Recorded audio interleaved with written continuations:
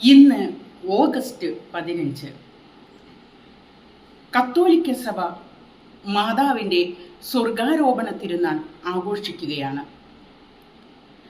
തൻ്റെ ഭൗതിക ജീവിതത്തിൻ്റെ അന്ത്യത്തിൽ പരിശുദ്ധ കന്യകാമറിയം സ്വർഗത്തിലേക്ക് സംവഹിക്കപ്പെട്ടുവെന്നും തൻ്റെ തിരുക്കുമാരനോടുകൂടി പരിപൂർണ രക്ഷ കൈവരിച്ച് മഹത്വീകരിക്കപ്പെട്ടുവെന്നുമുള്ള ആദ്യ നൂറ്റാണ്ടുകൾ മുതലുള്ള ക്രൈസ്തവ വിശ്വാസത്തിൻ്റെ അവബോധവും വിശ്വാസ തീക്ഷ്ണതയുമാണ് ഈ തിരുനാളിൻ്റെ പിന്നിലുള്ളത്.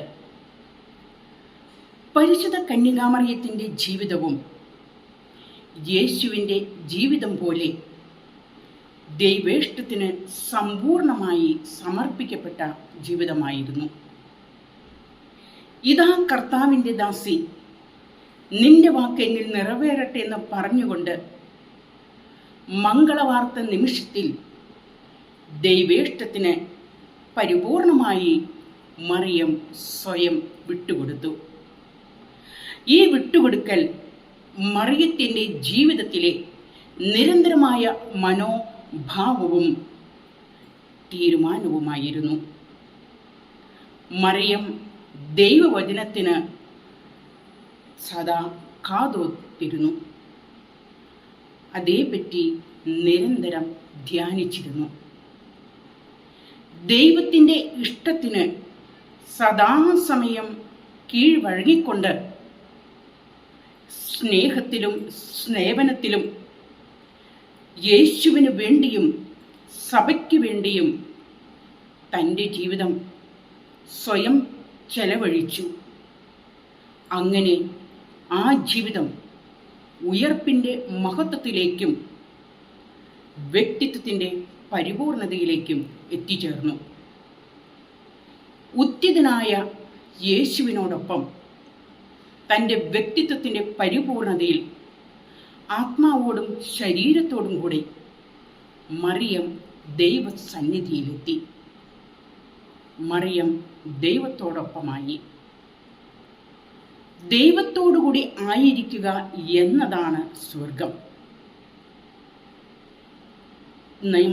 ഈ തിരുനാൾ ആഘോഷിക്കുന്ന വേളയിൽ നമ്മുടെയെല്ലാം ലക്ഷ്യവും തീരുമാനവും സ്വർഗപ്രാപ്തിയായിരിക്കണം.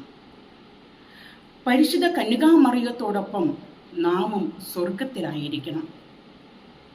സ്വർഗത്തിലായിരിക്കാൻ നമുക്ക് ഏറ്റവും ആവശ്യമായിട്ടുള്ളത് ജീവിത വിശുദ്ധിയാണ്. വിശുദ്ധി കൂടാതെ ആർക്കും ദൈവത്തെ കാണുവാൻ സാധ്യമല്ല. പരിശുദ്ധ കന്യകാമറിയത്തിൻ്റെ ജീവിതം മുഴുവനും വിശുദ്ധിയുടെ നിറകുടമായിരുന്നു. മാത്രമല്ല, നിശബ്ദമായ സഹനം, ആഴമേറിയ വിശ്വാസ തീക്ഷ്ണത, ദൈവഭക്തിയിൽ വേരൂന്നിയ ജീവിതം, ഹൃദയത്തിൽ വചനത്തെ സംഗ്രഹിക്കുക, പരിഭവങ്ങളോ പരിഭവമോ ഇല്ലാതെ ദൈവഹിതം തിരിച്ചറിയുക, ഇവയെല്ലാം പരിശുദ്ധ കന്യകാമറിയത്തിൻ്റെ സ്വഭാവ വിശുദ്ധിയെ വിളിച്ചിറക്കുകയാണ്. പരിശുദ്ധ അമ്മയുടെ ഈ ജീവിതം നമുക്ക് പ്രചോദനമേകട്ടെ. ഈ ജീവിത വിശുദ്ധിയിൽ നമുക്ക് വളരാം. അങ്ങനെ പരിശുദ്ധ കന്യകാമറിയത്തോടൊപ്പം നമുക്കും സ്വർഗത്തിലായിരിക്കാം. ഈ കൃപയ്ക്ക് വേണ്ടി നമുക്ക് നിരന്തരം പ്രാർത്ഥിക്കാം.